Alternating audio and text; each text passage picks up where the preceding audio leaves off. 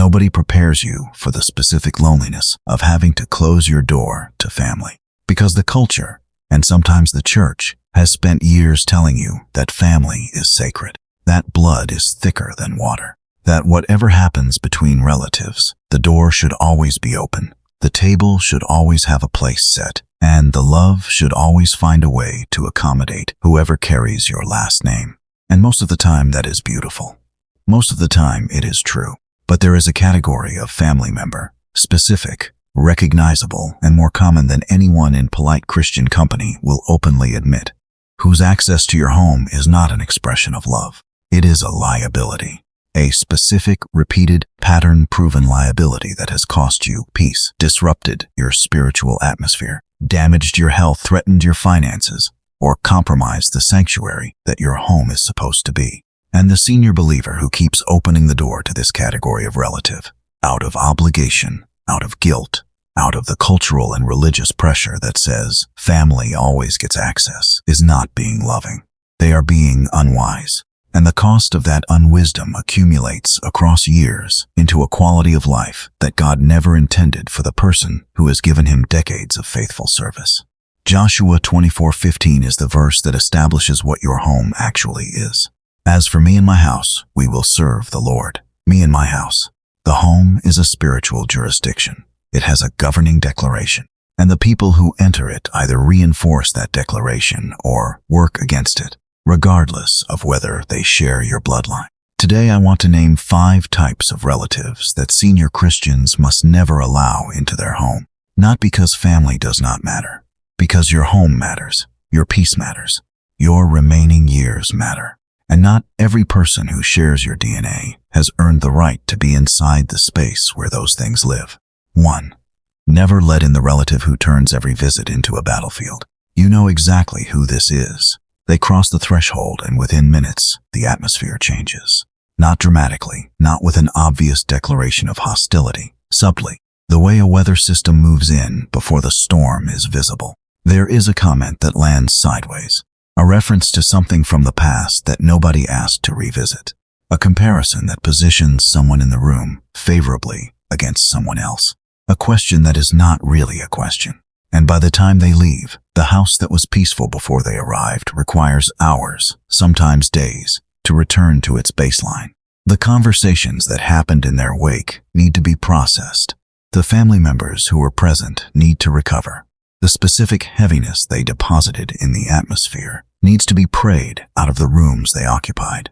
I remember visiting a senior woman who told me that every time a particular sibling came to her home, she spent 3 days afterward feeling spiritually disrupted. Not because of any single dramatic thing that had happened, because of the accumulated weight of 100 small things that each individually seemed too minor to address, but that together produced something genuinely toxic. Romans 16 verse 17 gives the instruction that most senior believers have read many times but rarely applied to family. I urge you, brothers and sisters, to watch out for those who cause divisions and create obstacles contrary to the teaching you have learned. Keep away from them. Keep away from them. The instruction does not include an exemption for people who share your last name. Division is division, and the relative who consistently produces it in your home has forfeited the privilege of easy access to it. Proverbs 22 verse 10 gives the outcome that follows the difficult decision to limit access. Drive out the mocker, and out goes strife. Quarrels and insults are ended. The strife does not end because you managed it better. It ends because you removed its source. The peace that is possible in your home when the battlefield relative is not in it is the peace God designed your home to contain. Protect it, specifically, by limiting who crosses the threshold that makes or breaks it. 2. Never let in the relative who comes to assess what you have, not to see how you are. This one is harder to name because it wears a more convincing disguise. They come with the language of concern. They ask how you are feeling. They express interest in your health, your daily routine, your general well-being.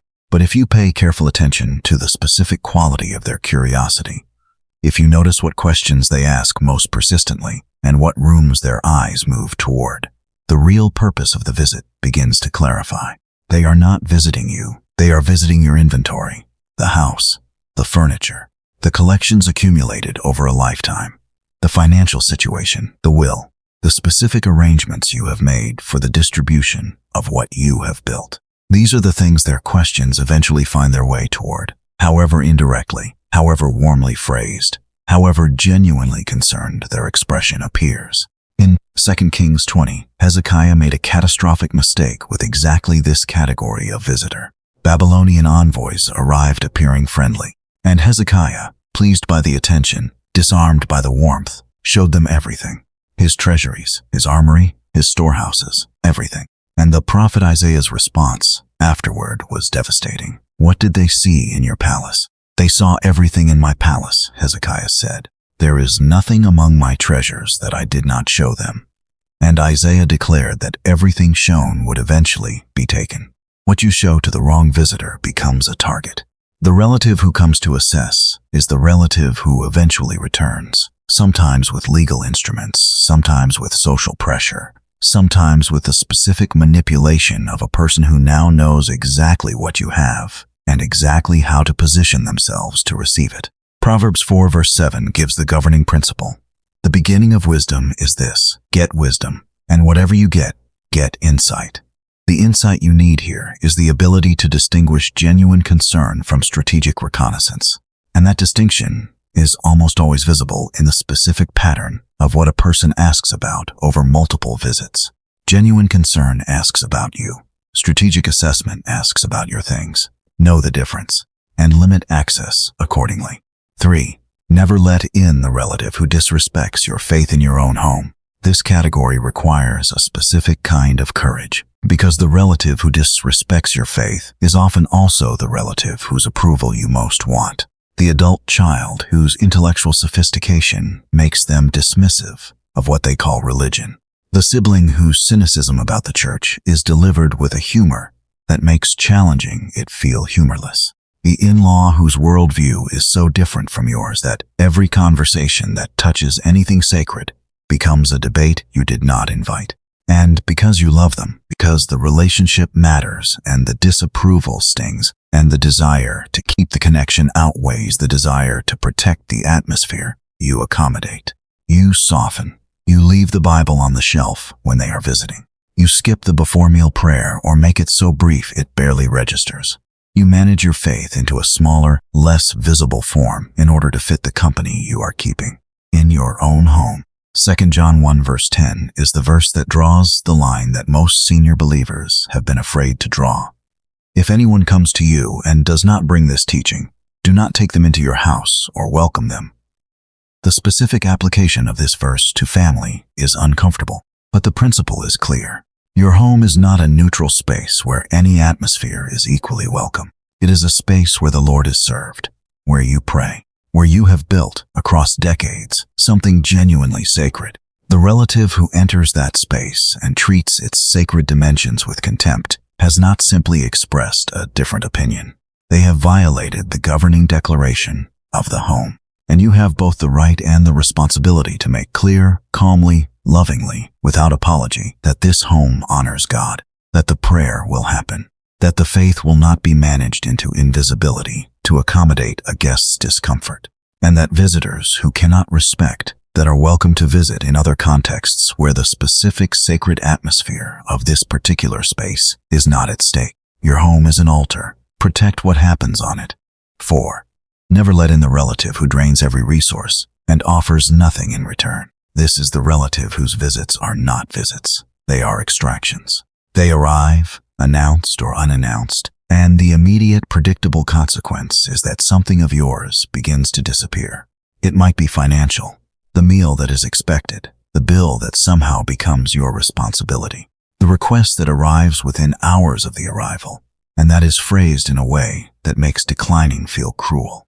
It might be emotional, the sustained, never resolving, always requiring your input drama that occupies the entire visit and leaves you emptied in a way that takes days to replenish. It might be practical, the help with something that somehow becomes your project, your effort, your time, your energy, applied to a problem that is entirely of their own making, and they give nothing back. Not in the transactional sense. Genuine relationship is not a transaction. But in the basic, reciprocal, I am also interested in your life sense that genuine relationship requires. They are not curious about you. They are not invested in your well-being. They are not present to you as a person. They are present to what you represent, which is a resource they have not yet fully exhausted. 2 Thessalonians 3 verse 10 gives the principle that the entire energy of this relative violates. If anyone is not willing to work, neither should he eat. The broader application of this principle is that provision should follow contribution rather than simply following proximity. The relative whose entire relationship with you is organized around receiving, who has contributed nothing to your life, and whose visits consistently extract something from it, is a relative whose access to your home deserves to be reconsidered. Galatians 6 verse 5 gives the individual responsibility framework. Each one should carry their own load. The relative who has decided that your senior years represent an opportunity to have their load carried by your finances, your energy, your emotional availability, your practical assistance, has made a decision about your life that you did not authorize. And you have both the right and the wisdom to revoke the access that makes that unauthorized decision possible. 5. Never let in the relative whose visits consistently leave your spirit depleted and your peace disrupted. This final type is the most difficult to articulate and the most important to honor, because it does not reduce to a specific behavior. It is not the battlefield maker, or the assessor, or the faith disrespecter, or the resource drainer, though it may contain elements of all of these. It is something more foundational, a specific quality of presence that consistently, reliably, across every visit, regardless of what specifically happens, produces in you a spiritual and emotional depletion that the visit cannot justify. You cannot always name what they did. You can only name what you feel after they leave. The flatness, the heaviness, the specific quality of having been in a space that required more of you than it gave. The prayer that feels effortful in the hours following their departure, in a way it did not feel effortful in the hours preceding it. This is not your imagination. It is your spirit reporting accurately on an encounter that cost it something real. And the senior believer who has learned, through decades of walking with God, to trust the report of their spirit has one of the most reliable discernment tools available for exactly this category of decision.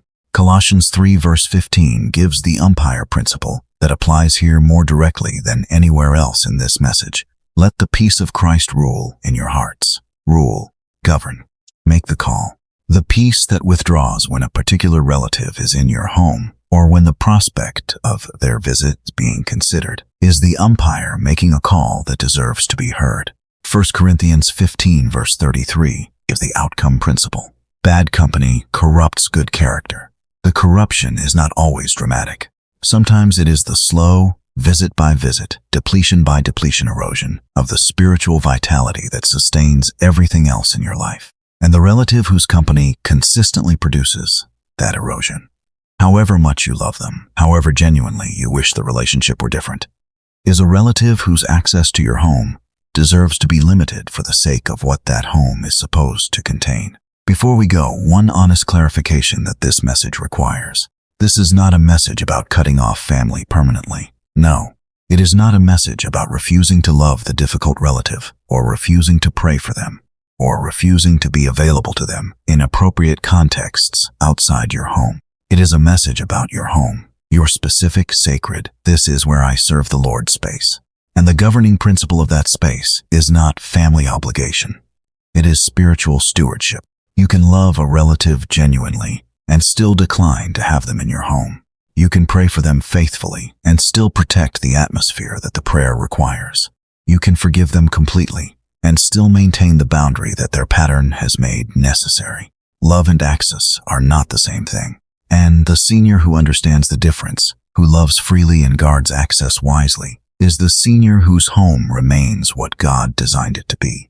A sanctuary, not a battleground, not an inventory to be assessed, not a space where faith is managed into invisibility, not a resource to be extracted, not a place that consistently costs more than it restores. A sanctuary, protected. Of the 5 relatives named in this message, is one of them a person you have been allowing access to your home out of obligation rather than genuine wisdom?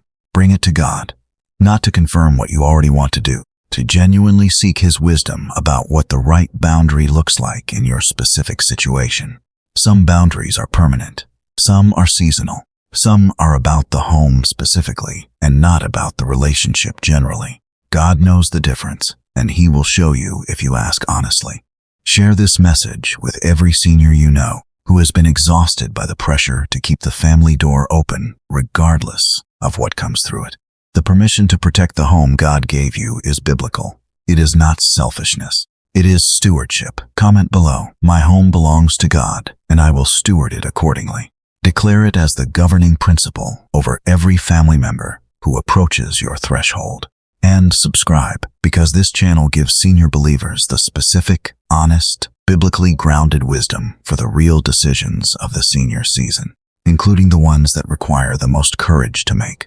Joshua 24 verse 15.